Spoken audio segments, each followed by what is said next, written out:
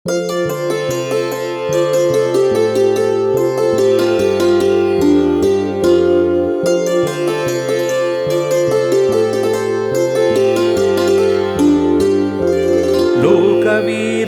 महापूज्यं सर्वरक्षाकरं विभुं पार्वतीहृदयानन्दं शास्तारं प्रणमाम्यहम्। विप्रपूज्यं विश्ववन्द्यं विष्णुशम्भो प्रियं सुतं क्षिप्रप्रसादनिरतं शास्तारं प्रणमाम्यहम्।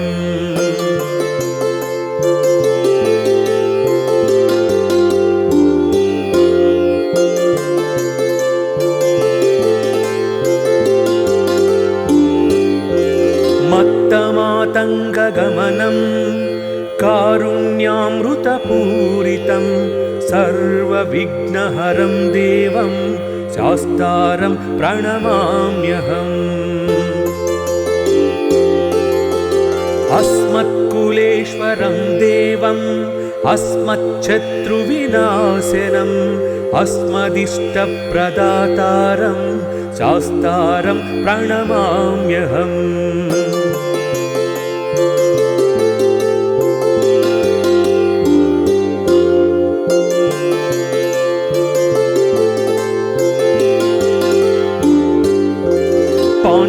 पाण्ड्येशवंशतिलकं केरले केलिविग्रहम् आर्तत्राणपरं देवं शास्तारं प्रणमाम्यहम्।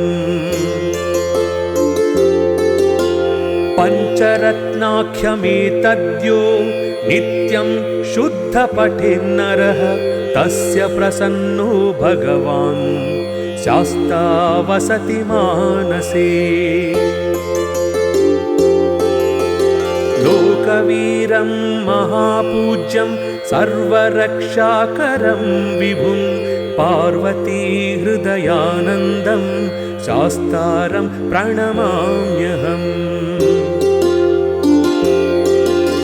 विप्रपूज्यं विश्ववन्द्यं विष्णुशम्भो प्रियं सुतं क्षिप्रप्रसादनिरतं शास्तारं प्रणमाम्यहम्।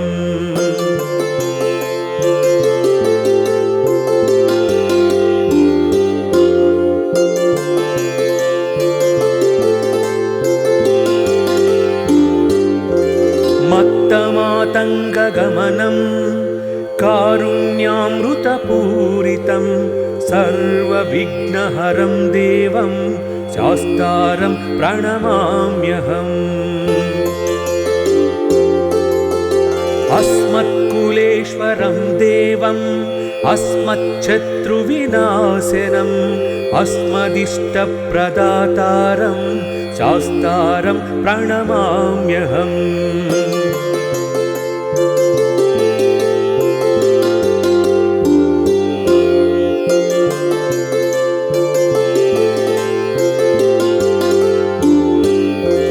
पाण्ड्येशवंशतिलकं केरले केलिविग्रहम् आर्तत्राणपरं देवं शास्तारं प्रणमाम्यहम्।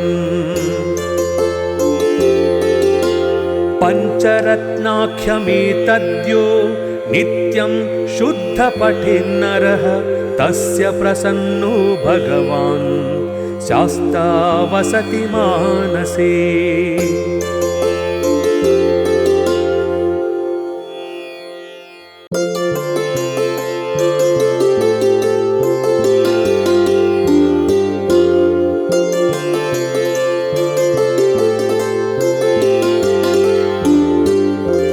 लोकवीरं महापूज्यं सर्वरक्षाकरं विभुं पार्वतीहृदयानन्दं शास्तारं प्रणमाम्यहम्। विप्रपूज्यं विश्ववन्द्यं विष्णुशम्भो प्रियं सुतं क्षिप्रप्रसादनिरतं शास्तारं प्रणमाम्यहम्।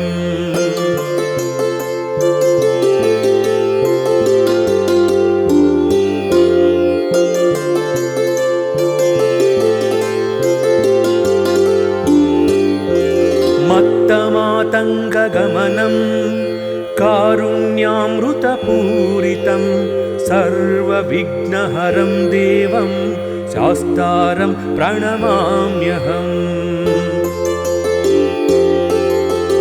अस्मत्कुलेश्वरं देवम् अस्मच्छत्रुविनाशनम् अस्मदिष्टप्रदातारं शास्तारं प्रणमाम्यहम्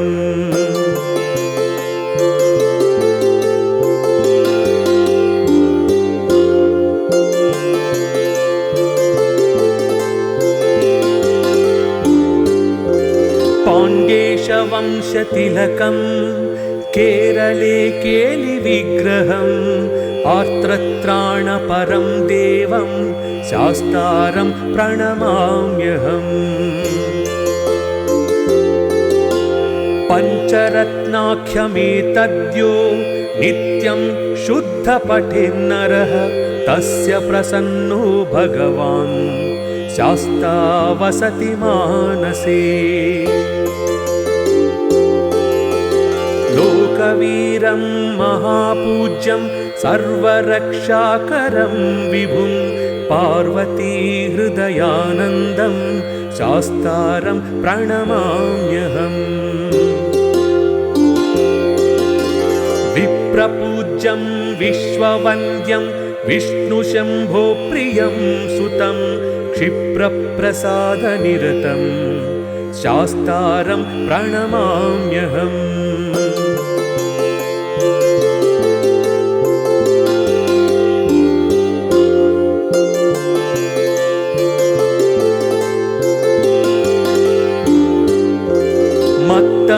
मत्तमातङ्गगमनं कारुण्यामृतपूरितं सर्वविघ्नहरं देवं शास्तारं प्रणमाम्यहम् अस्मत्कुलेश्वरं देवम् अस्मच्छत्रुविनाशनम् अस्मदिष्टप्रदातारं शास्तारं प्रणमाम्यहम्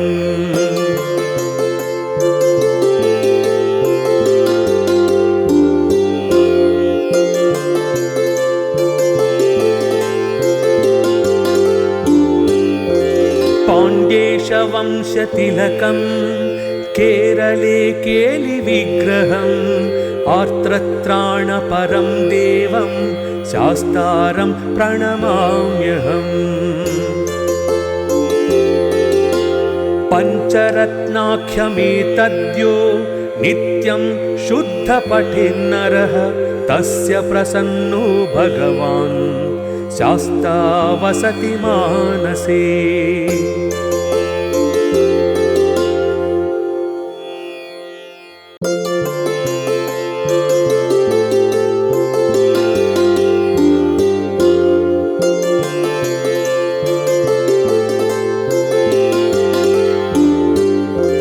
लोकवीरं महापूज्यं सर्वरक्षाकरं विभुं पार्वतीहृदयानन्दं शास्तारं प्रणमाम्यहम्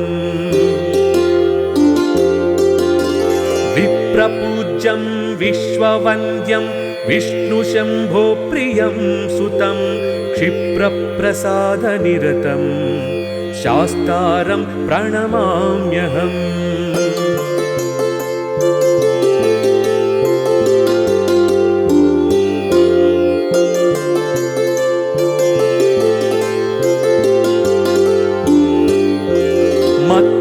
मत्तमातङ्गगमनं कारुण्यामृतपूरितं सर्वविघ्नहरं देवं शास्तारं प्रणमाम्यहम् अस्मत्कुलेश्वरं देवम् अस्मच्छत्रुविनाशनम् अस्मदिष्टप्रदातारं शास्तारं प्रणमाम्यहम्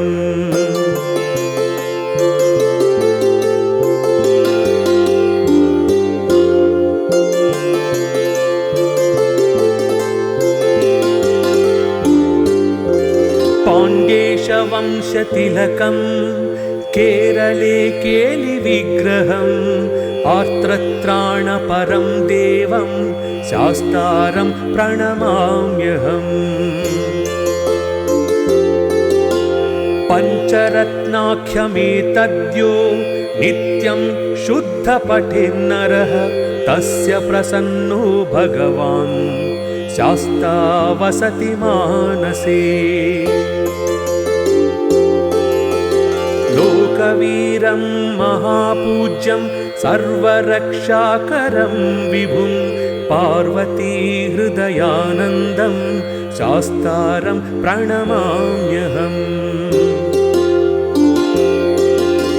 विप्रपूज्यं विश्ववन्द्यं विष्णुशम्भो प्रियं सुतं क्षिप्रप्रसादनिरतं शास्तारं प्रणमाम्यहम्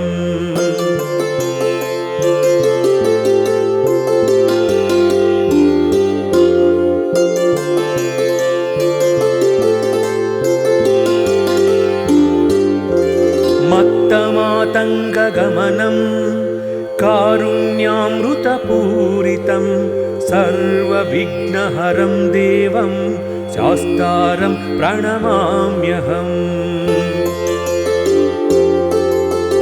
अस्मत्कुलेश्वरं देवम् अस्मच्छत्रुविनाशनम् अस्मदिष्टप्रदातारं शास्तारं प्रणमाम्यहम्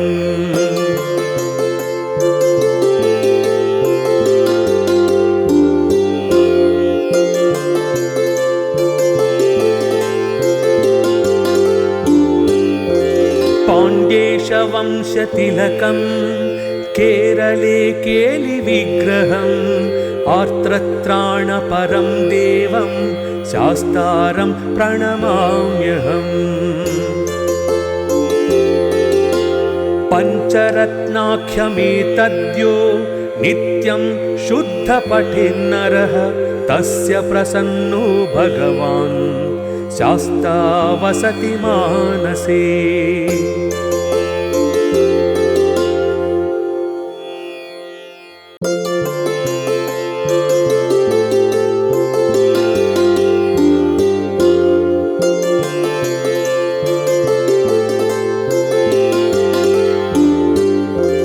लोकवीरं महापूज्यं सर्वरक्षाकरं विभुं पार्वतीहृदयानन्दं शास्तारं प्रणमाम्यहम् विप्रपूज्यं विश्ववन्द्यं विष्णुशम्भो प्रियं सुतं क्षिप्रप्रसादनिरतं शास्तारं प्रणमाम्यहम्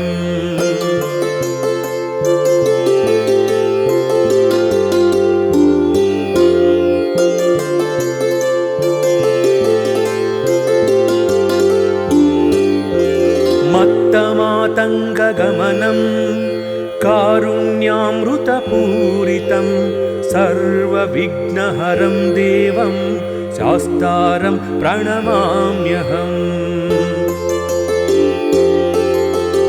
अस्मत्कुलेश्वरं देवम् अस्मच्छत्रुविनाशनम् अस्मदिष्टप्रदातारं शास्तारं प्रणमाम्यहम्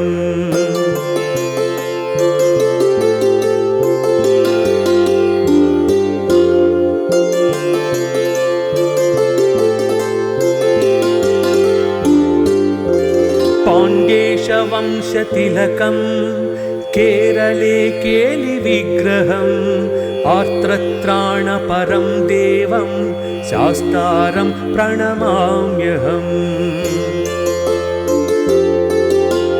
पञ्चरत्नाख्यमेतद्यो नित्यं शुद्धपठेन्नरः तस्य प्रसन्नो भगवान् शास्ता वसति मानसे लोकवीरं महापूज्यं सर्वरक्षाकरं विभुं पार्वतीहृदयानन्दं शास्तारं प्रणमाम्यहम् विप्रपूज्यं विश्ववन्द्यं विष्णुशम्भो प्रियं सुतं क्षिप्रप्रसादनिरतं शास्तारं प्रणमाम्यहम्।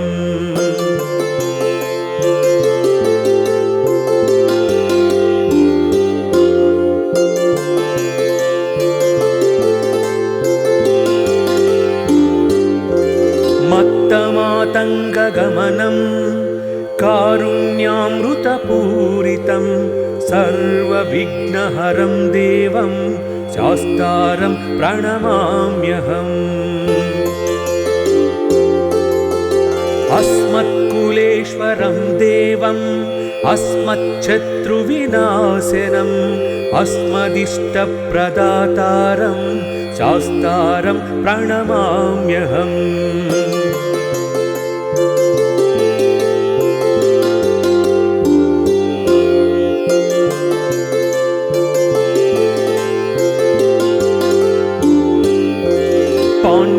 पाण्ड्येशवंशतिलकं केरले केलिविग्रहम् आर्त्रत्राणपरं देवं शास्तारं प्रणमाम्यहम्। पञ्चरत्नाख्यमेतद्यो नित्यं शुद्धपठेन्नरः तस्य प्रसन्नो भगवान् शास्ता वसति मानसे।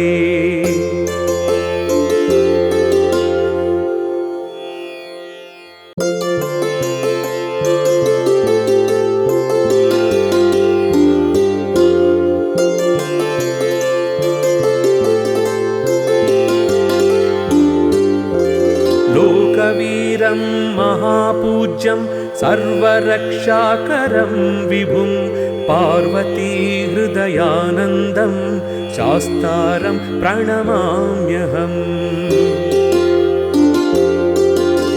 विप्रपूज्यं विश्ववन्द्यं विष्णुशम्भो प्रियं सुतं क्षिप्रप्रसादनिरतं शास्तारं प्रणमाम्यहम्।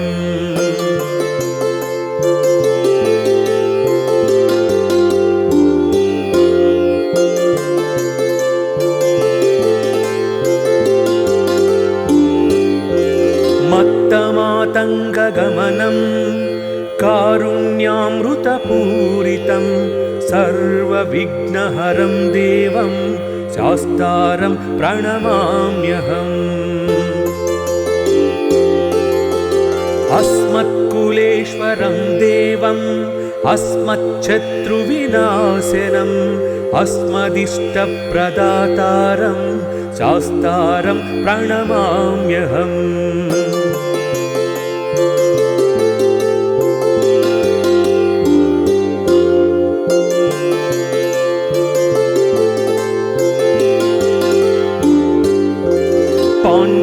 पाण्ड्येशवंशतिलकं केरले केलिविग्रहम् आर्त्रत्राणपरं देवं शास्तारं प्रणमाम्यहम्।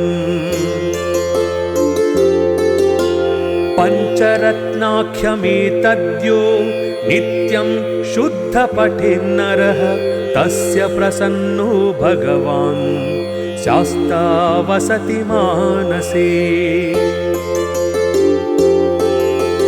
लोकवीरं महापूज्यं सर्वरक्षाकरं विभुं पार्वतीहृदयानन्दं शास्तारं प्रणमाम्यहम्। विप्रपूज्यं विश्ववन्द्यं विष्णुशम्भो प्रियं सुतं क्षिप्रप्रसादनिरतं शास्तारं प्रणमाम्यहम्।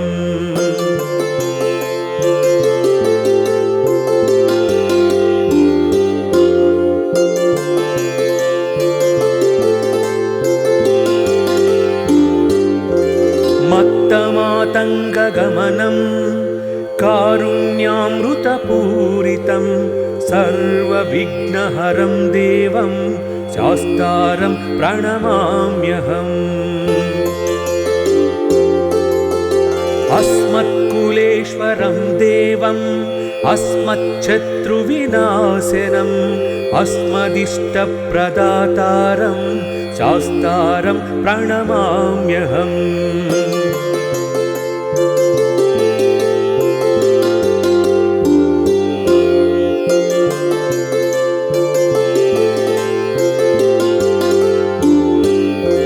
पाण्ड्येशवंशतिलकं केरले केलिविग्रहम् आर्तत्राणपरं देवं शास्तारं प्रणमाम्यहम्।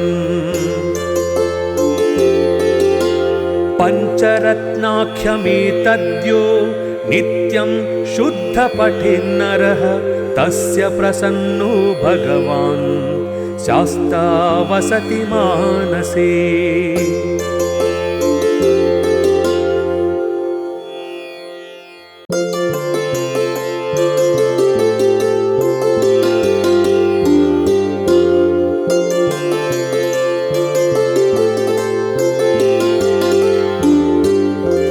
लोकवीरं महापूज्यं सर्वरक्षाकरं विभुं पार्वती हृदयानन्दं शास्तारं प्रणमाम्यहम्। विप्रपूज्यं विश्ववन्द्यं विष्णुशम्भो प्रियं सुतं क्षिप्रप्रसादनिरतं शास्तारं प्रणमाम्यहम्।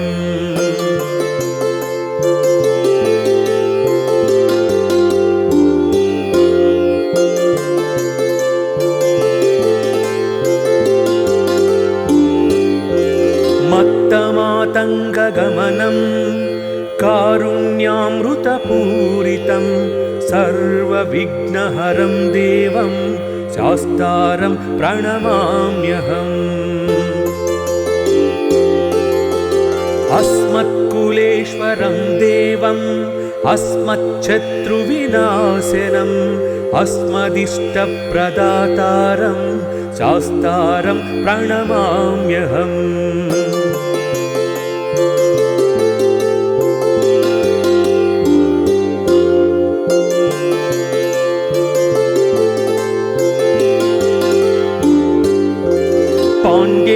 पाण्ड्येशवंशतिलकं केरले केलिविग्रहम् आर्तत्राणपरं देवं शास्तारं प्रणमाम्यहम्। पञ्चरत्नाख्यमेतद्यो नित्यं शुद्धपठेन्नरः तस्य प्रसन्नो भगवान् शास्ता वसति मानसे। लोकवीरं महापूज्यं सर्वरक्षाकरं विभुं पार्वती हृदयानन्दं शास्तारं प्रणमाम्यहम्। विप्रपूज्यं विश्ववन्द्यं विष्णुशम्भो प्रियं सुतं क्षिप्रप्रसादनिरतं शास्तारं प्रणमाम्यहम्।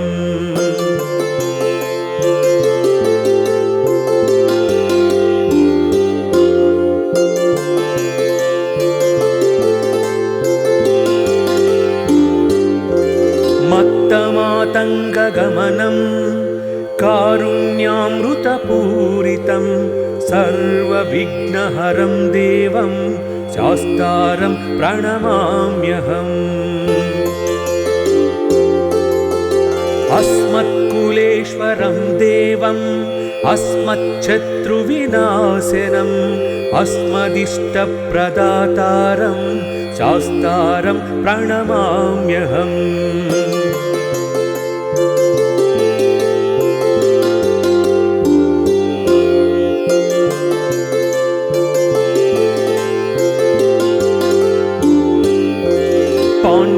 पाण्ड्येशवंशतिलकं केरले केलिविग्रहम् आर्तत्राणपरं देवं शास्तारं प्रणमाम्यहम्।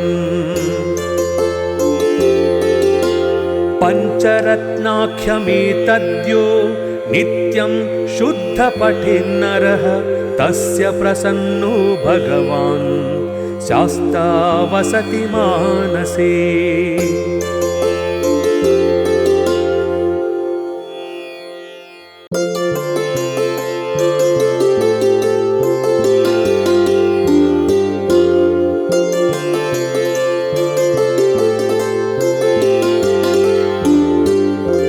लोकवीरं महापूज्यं सर्वरक्षाकरं विभुं पार्वती हृदयानन्दं शास्तारं प्रणमाम्यहम्। विप्रपूज्यं विश्ववन्द्यं विष्णुशम्भो प्रियं सुतं क्षिप्रप्रसादनिरतं शास्तारं प्रणमाम्यहम्।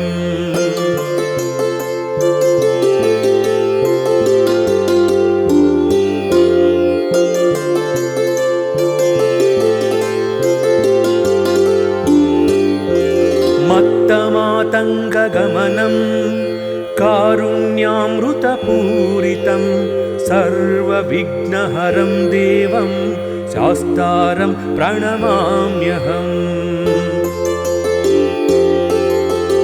अस्मत्कुलेश्वरं देवम् अस्मच्छत्रुविनाशनम् अस्मदिष्टप्रदातारं शास्तारं प्रणमाम्यहम्।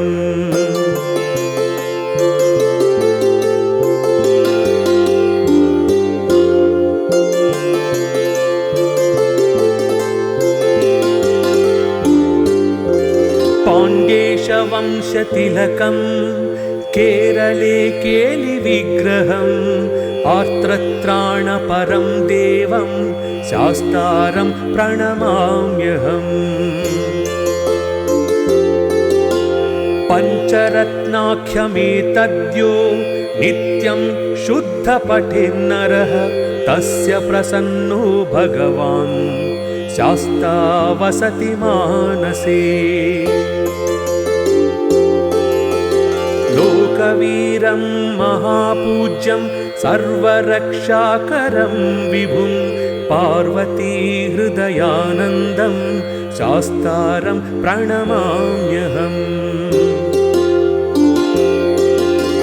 विप्रपूज्यं विश्ववन्द्यं विष्णुशम्भो प्रियं सुतं क्षिप्रप्रसादनिरतं शास्तारं प्रणमाम्यहम्।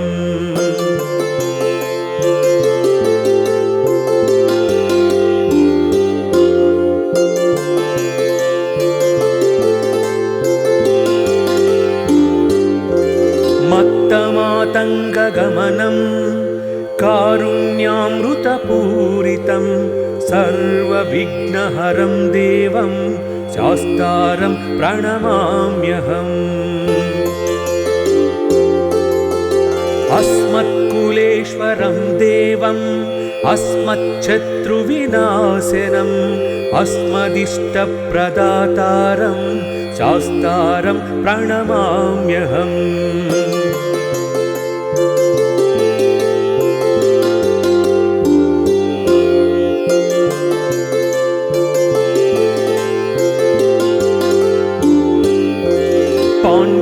पाण्ड्येशवंशतिलकं केरले केलिविग्रहम् आर्त्रत्राणपरं देवं शास्तारं प्रणमाम्यहम्। पञ्चरत्नाख्यमेतद्यो नित्यं शुद्धपठेन्नरः तस्य प्रसन्नो भगवान् शास्ता वसति मानसे।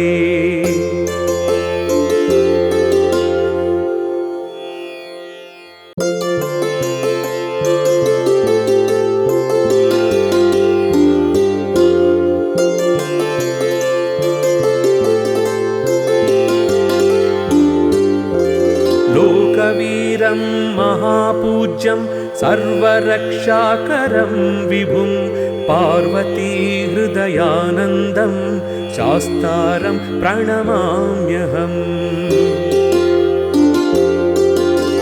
विप्रपूज्यं विश्ववन्द्यं विष्णुशम्भो प्रियं सुतं क्षिप्रप्रसादनिरतं शास्तारं प्रणमाम्यहम्।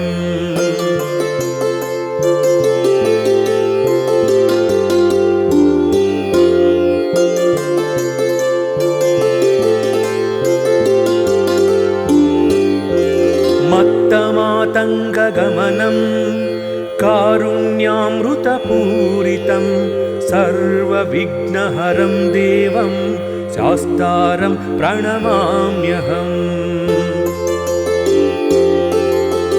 अस्मत्कुलेश्वरं देवम् अस्मच्छत्रुविनाशनम् अस्मदिष्टप्रदातारं शास्तारं प्रणमाम्यहम्।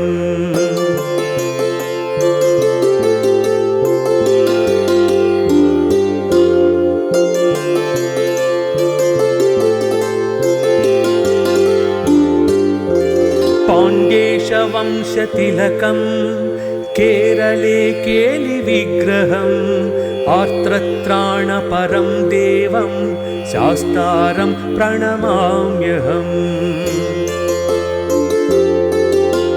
पञ्चरत्नाख्यमेतद्यो नित्यं शुद्धपठेन्नरः तस्य प्रसन्नो भगवान् शास्ता वसति मानसे।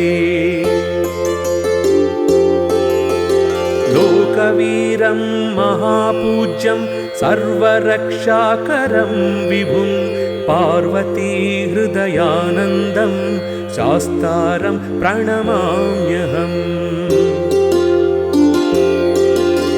विप्रपूज्यं विश्ववन्द्यं विष्णुशम्भो प्रियं सुतं क्षिप्रप्रसादनिरतं शास्तारं प्रणमाम्यहम्।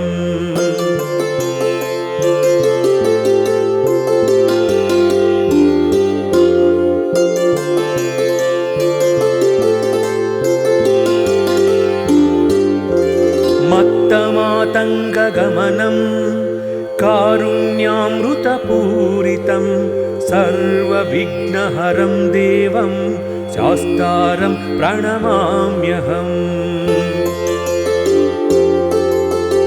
अस्मत्कुलेश्वरं देवम् अस्मच्छत्रुविनाशनम् अस्मदिष्टप्रदातारं शास्तारं प्रणमाम्यहम्।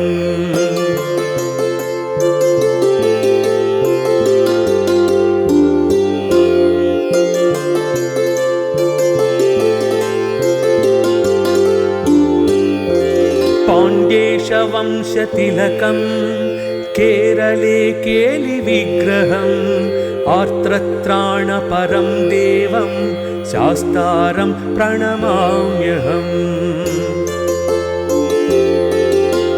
पञ्चरत्नाख्यमेतद्यो नित्यं शुद्धपठेन्नरः तस्य प्रसन्नो भगवान् शास्ता वसति मानसे।